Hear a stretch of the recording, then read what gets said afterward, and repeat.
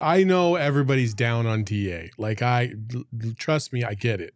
And I don't say this because DA went to U of A and like I'm a stand because he went to U of A. I don't care about him going to U of A, like because I saw a guy at the U of A that I thought was a legit top 3 player coming out of the draft, which was the case. I say this from a pure basketball perspective. Outside of what we saw in the playoffs, which is a big red flag, do not get me wrong. It's hard. I'm hard pressed to believe that there's a lot of options out there outside of like maybe 1 or 2, if they were even available, that are better suited to be surrounded by 3 elite shooters. Like you're not a stretch big. Okay, well, you have 3 other guys that are perimeter based as well. Where's the room going to free up at? And so I know DA comes with his issues, and he's a big problem of late. And the head game or whatever the factors are, whether it's Monty or himself, or it's like everything, right? But in terms of fit, if you presented me, hey, do you want an athletic big that can run the floor, that shoots over 60% inside the key, and can play decent defense every now and then when he wants to, and can rebound, like you're hard pressed to find that guy on the open market. And he averaged 18 and 10 last year. Now he was dog shit against the Nuggets, but he still averaged, I think, 15 and 10 against the Clippers. And like, that's what you're hoping for with this particular team. It's not the best scenario. It's not what anybody wants, but I do feel like a lot of people are really, really down on DA based on what they saw last. And I do, there is a lot of intrigue on my behalf in terms of what Frank Vogel will possibly be able to do with him here in the early going. I'm excited to see it. I hope I get to see it, but I know a lot of people are down on him. And I'm just saying, like, from a basketball perspective, it does make sense to a certain degree. The problem isn't his game right now. I mean, yes, he looked bad in the playoffs, but it's that price tag. It's the price tag and the fact that now if you're committing to keeping him, you legitimately have no depth. And we'll get into it later in the program, the options and what you're going to have to do. But that's the real problem here is now you're committing to 4 guys making, all max money in their own tiers. And how do you make that work?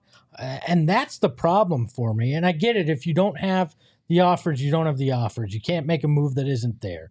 That's the reality of it. But if you go into the season with this approach, you're hoping that this is the fresh start that Deandre Ayton wanted. But what's the best case scenario you're getting out of him? A defensive protecting, rim protecting big that can rebound. Is that worth $32 million?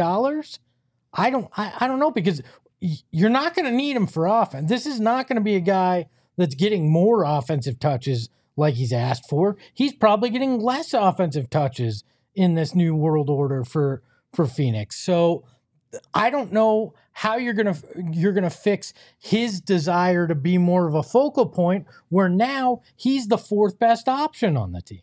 Right. And I, to your point, I think for me, because a lot of times there's 2 very split factions when it comes to DA. There are the people that are diehard supporters and are saying, like, look at his numbers, he can help this team still.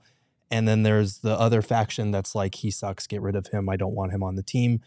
And as always, I'm always somewhere in the middle. But when you look at his season last year, it was bad. He regressed in a number of key areas. And I know 18 and 10 on 58% shooting doesn't sound that bad on paper. But I wrote about this last week because I really wanted to take a look at, okay, where did he specifically regress? Where are the Suns going to need him to be better than he was last season, like he was in seasons past? And I apologize in advance. There's going to be a lot of numbers here, but I want to cook real quick because I think these things are important to clear up some of the disclaimers that go around about DA. Nerd alert! So, all right, go ahead, Gerald. Time. So the Suns' net rating last year was 5 points better per 100 possessions when DA sat. The only Suns with a worse net rating were Dwayne Washington Jr., Terrence Ross, Saban Lee, Darius Baisley, and Torrey Craig. None of those guys were main rotation players except for Craig. He shot 63% over the last 2 seasons, but his 55% shooting in the playoffs this year was 9 percentage points worse than last year and 11% worse than in 2021. And a lot of people point to, okay, well, he didn't get as many touches because KD came, or he's just not a focal point of the offense. But his 11 shots per game in this postseason were actually more than he averaged during the 2021 finals run that everybody talks about as like his coming out moment here. He averaged the 5th most post-ups of any player in the NBA this season, but shot 6% on those worse than he did last year. He was 3rd best field goal percentage on those last year. This year, he dropped 21st. They also ran the 2nd most pick and rolls for him as the roll man, which is his bread and butter, the Suns' bread and butter, but his field goal percentage dropped by 4 percentage points on those. He averaged more paint touches per game than last year and was assisted on a lower percentage of his buckets because the Suns were trying to let him create more offense, but he dropped from 5th in points per paint touch to 19th. He dropped from 3rd in field goal percentage on those paint shots to 31st outside the restricted area. His hook shot dropped from 66% to 58% in the regular season and 59% to 44% in the playoffs. Like, he ranks in the 33rd percentile among centers in shots at the rim frequency. He averaged a career high 3 free throw attempts last season, which for a center is insanely low.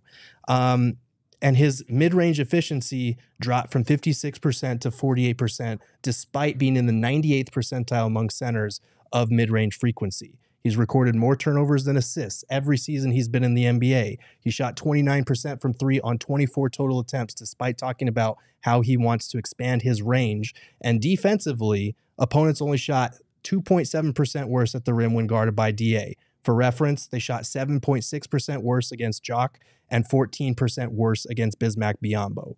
So this is what we are working with here. This is a guy who, for whether you want to call it scheme or just his own individual regression or coming back down after shooting insane percentages around the basket, he regressed last season. And the challenge for Vogel now is going to be, how do you get him to defensively buy in, to go back to being that rim protector when you don't know where the offensive touches are going to come from? Because unless Monty was severely holding Kevin Young's brilliance back on the offensive end, his role's going to be pretty similar, especially now that Bradley Beal is joining town. So you're going to have to find a way to keep him motivated, keep him satisfied on offense, and get him more engaged on defense when the fan base is arguably as low on him as they've ever been. That's a tough ask, and that's why we keep saying it's not just up to Vogel. The human element can't be ignored, but DA has to take it upon himself to just be better and show a lot more effort in some of these little areas that we keep bringing up.